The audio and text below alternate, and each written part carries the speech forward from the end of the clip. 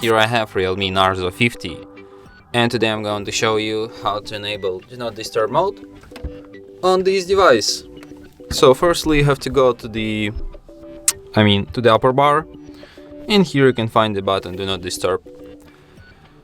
So by tapping on this button you can switch this mode. By holding a finger on it you can access some of its settings. For example, you can set up a schedule for this mode, like you can change its name, you can select start time, end time, and also on which days it will repeat.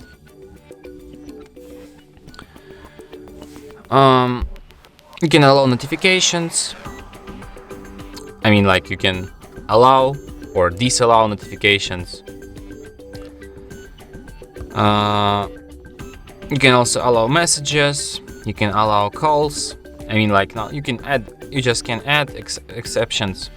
Notifications, you can add notifications to exceptions, messages, and calls. And like when you're in the Do Not Disturb mode, you will get these notifications, messages, and calls if you add them to exceptions, obviously. There is also an option ring on repeat calls. If the same person calls you a second time within 3-minute period, this call will not be silenced too. And you can also silence media when Do Not Disturb mode is on. So yeah, and that's it. Thanks for watching.